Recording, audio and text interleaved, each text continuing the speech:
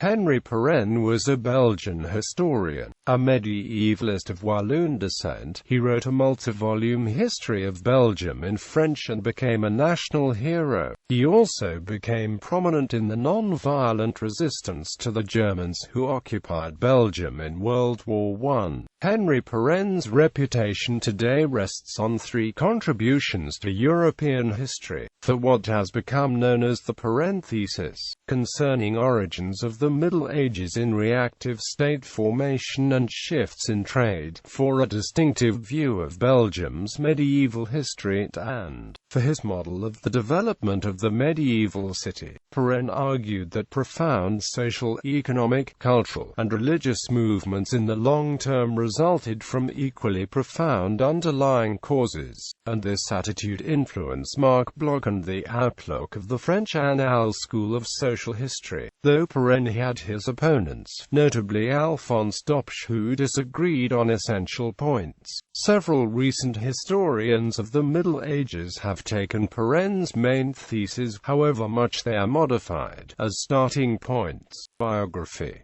Early years. Pirenne was born in Verviers, near the city of Liège, in southeast Belgium. He studied at the University of Liège, where he was a student of Godefroid Kurth. He became professor of history at the University of Ghent in 1886, a post he held until the end of his teaching career in 1930. After the Great War, he was the most prominent and influential historian in Belgium, receiving numerous honors and committee assignments. Pirenne was a close friend of German historian Karl Lamprecht, until they broke during the war, when Lamprecht headed a mission to invite Belgians to collaborate with Germany's long-term goals. Captivity. In 1914, Belgium was invaded by the German Empire and placed under German military occupation. How involved Pirenne was in the Belgian resistance during World War I is not known. What is known is that Pirenne was questioned by German occupiers on the 18th of March 1916, and subsequently arrested. The occupying army had ordered striking professors at the University of Ghent to continue teaching. Pirenne's son Pierre had been killed in the fighting at the Battle of the Yser in October 1914. The German officer questioning Pirenne asked why he insisted on answering in French when it was known that Pirenne spoke excellent German and had done postgraduate studies at Leipzig and Berlin. Pirenne responded, "I have forgotten German since the 3rd of August 1914, the date of the German invasion of Belgium, part of Germany's war plan to defeat France." Pirenne was held in Krefeld, then in Holzminden, and finally in Jena, where he was interned from the 24th of August 1916 until the end of the war. He was denied books, but he learned Russian from soldiers captured on the Eastern Front and subsequently read Russian language histories made available to him by Russian prisoners. This gave Pirenne's work a unique perspective. At Jena, he began his history of medieval Europe, starting with the fall of Rome. He wrote completely from memory, rather than a blow-by-blow chronology of wars, dynasties and incidents. A History of Europe presents a big-picture approach to social, political and mercantile trends. It is remarkable not only for its historical insight, but also its objectivity, especially considering the conditions under which it was written. After the war, he reflected the widespread disillusionment in Belgium with German culture, while taking a nuanced position which allowed him to criticize German nationalism without excluding German works from the scholarly canon. His earlier belief in the inevitable progress of humanity collapsed, so he began to accept chance of the fortuitous in history and came to acknowledge the significance of single great individuals at certain points in history. At the conclusion of the war, Henri Pirenne stopped his work on A History of Europe in the middle of the 16th century. He returned home and took up his life. He died at UCCLE, Brussels in 1935. His son Jacques Pirenne, who had survived the war to become a historian in his own right, discovered the manuscript. He edited the work by inserting dates for which his father was uncertain in Pirenne Thesis. Jacques wrote a preface explaining its provenance and published it, with the English translation appearing in 1956. It stands as a monumental intellectual achievement. Theses and works. On the formation of European towns. Henri Pirenne first expressed ideas on the formation of European towns in articles of 1895. He further developed the idea for the Pirenne Thesis. While imprisoned in Germany during World War I, he subsequently published it in a series of papers from 1922 to 1923 and spent the rest of his life refining the thesis with supporting evidence. The most famous expositions appear in medieval cities, their origins and the revival of trade, and in his posthumous Mohammed and Charlemagne, published from Pirenne's first draft. In brief, the Pirenne Thesis, an early essay in economic history diverging from the narrative history of the 19th century, notes that in the 9th century long-distance trading was at a low ebb. The only settlements that were not purely agricultural were the ecclesiastical, military and administrative centers that served the feudal ruling classes as fortresses, episcopal seats, abbeys and occasional royal residences of the peripatetic palatium. When trade revived in the late 10th and 11th centuries, merchants and artisans were drawn to the existing centers, forming suburbs in which trade and manufactures were concentrated. These were new men outside the feudal structure, living on the peripheries of the established order.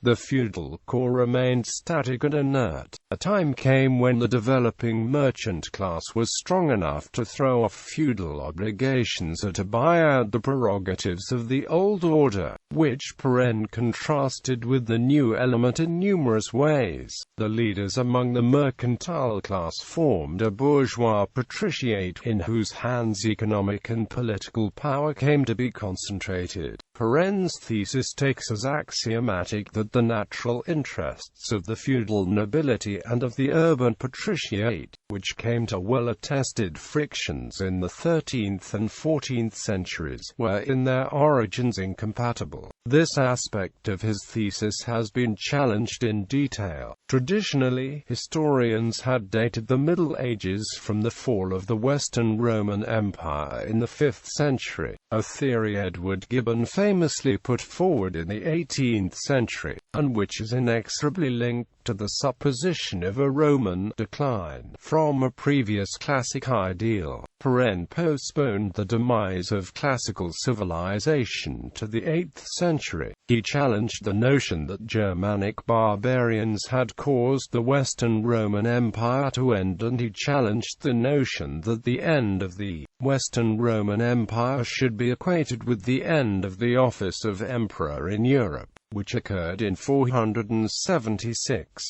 He pointed out the essential continuity of the economy of the Roman Mediterranean even after the barbarian invasions, and that the Roman way of doing things did not fundamentally change in the time immediately after the fall of Rome. Barbarian Goths came to Rome not to destroy it, but to take part in its benefits. They tried to preserve the Roman way of life. The more recent formulation of a historical period characterized as late antiquity emphasizes the transformations of ancient to medieval worlds, within a cultural continuity. An European archaeology of the first millennium, purposefully undertaken in the later 20th century, even extends the continuity in material culture and patterns of settlement below the political overlay as reaching as late as the 11th century. Islam. According to Pirenne, the real break in Roman history occurred in the 8th century as a result of Arab expansion, Islamic conquest of the area of today's southeastern Turkey, Syria, Palestine, North Africa. Spain and Portugal ruptured economic ties to West and Europe, cutting the region off from trade and turning it into a stagnant backwater, with wealth flowing out in the form of raw resources and nothing coming back. This began a steady decline and impoverishment, so that, by the time of Charlemagne, Western Europe had become almost entirely agrarian at a subsistence level, with no long-distance trade. In a summary, Pirenne stated that, without Islam, the Frankish Empire would probably never have existed, and Charlemagne, without Muhammad, would be inconceivable. Quote, that is, he rejected the notion that barbarian invasions in the 4th and 5th centuries caused the collapse of the Roman Empire. Instead, the Muslim conquest of North Africa made the Mediterranean a barrier, cutting Western Europe off from the east, enabling the Carolingians, especially Charlemagne, to create a new, distinctly Western form of government. Pirenne used statistical data regarding money in support of his thesis. Much of his argument builds upon the disappearance from Western Europe of items that had to come from outside. For example, the minting of gold coins north of the Alps stopped after the 7th century, indicating a loss of access to wealthier parts of the world. Papyrus made only in Egypt no longer appeared in northern Europe after the 7th century. Writing reverted to using animal skins, indicating its economic isolation. Pirenne's thesis has not convinced most historians of the period, but they generally agree it has stimulated debate on the early Middle Ages, and has provided a provocative example of how periodization would work. Late archaeology has largely disproved the Pirenne thesis, by showing that Mediterranean trade was not disrupted by the rise of Islam in the way envisaged by Pirenne. Belgian history. Pirenne's other major idea concerned the nature of medieval Belgium. Belgium as an independent nation-state had appeared only a generation before Pirenne's birth. Throughout Western history, its fortunes had been tied up with the Low Countries, which now include the Netherlands, Luxembourg and parts of northeast France. Furthermore, Belgium lies athwart the great linguistic divide between French and Dutch. The unity of the country might appear accidental, something which Pirenne sought to disprove in his History of Belgium by tracing Belgium's history back to the Roman period. His ideas, promoting a form of Belgian nationalism, have also proved controversial. Henri Pirenne donated the majority of his personal library to the Academia Belgica in Rome. In 1933, he was awarded the Franke Prize on Human Sciences. Pirenne's Histoire de Belgium stressed how traditional and economic forces had drawn Flemings and Walloons together. Pirenne, inspired by patriotic nationalism, presupposed a Belgian unity, social, political, and ethnic, which predated its 1830 independence by centuries. Although a liberal himself, he wrote his 7-volume history with such a masterly balance that Catholics, liberals and socialists could quote from it with equal respect in the newspapers or sometimes even in the political gatherings. Pirenne's history remains crucial to the understanding of Belgium's past, but his notion of a continuity of Belgian civilization forming the basis of political unity has lost favor. Some Belgian scholars have argued that the creation of the country was a historical chance. Pirenne's argument that the long Spanish rule in the Low Countries had little continuing cultural impact has likewise fallen, in the face of new research since 1970 in the fields of cultural, military, economic, and political history. Medieval Cities. Pirenne was also the author of Medieval Cities, Their Origins and the Revival of Trade, a book based on lectures he delivered in the United States in 1922. In this book, he contends that through the period from the 10th to the 12th centuries, Europe reclaimed control of the Mediterranean from the Muslim world, and opened up sea routes to the Orient. This allowed the formation of a merchant middle class and the development of that class's characteristic abode, the city. He argued that capitalism originated in Europe's cities, as did democracy. His merchant enterprise school opposed Marxism but shared many of of Marx's ideas on the merchant class. Pirenne's theory of a commercial renaissance in towns in the 11th century remains the standard interpretation. A History of Europe. Pirenne wrote a 2-volume A History of Europe, for the end of the Roman world in the West to the beginnings of the Western states, a remarkable but incomplete work which Pirenne wrote while imprisoned in Germany during World War I. It was published by his son in 1936. A translation into English by Bernard Mill was first published in Great Britain in 1939 by George Allen and Unwin. Bibliography. Pirenne, Henri. Histoire de Belgium. Pirenne, Henri. The Formation and Constitution of the Burgundian State. The American Historical Review. 14, 477-502.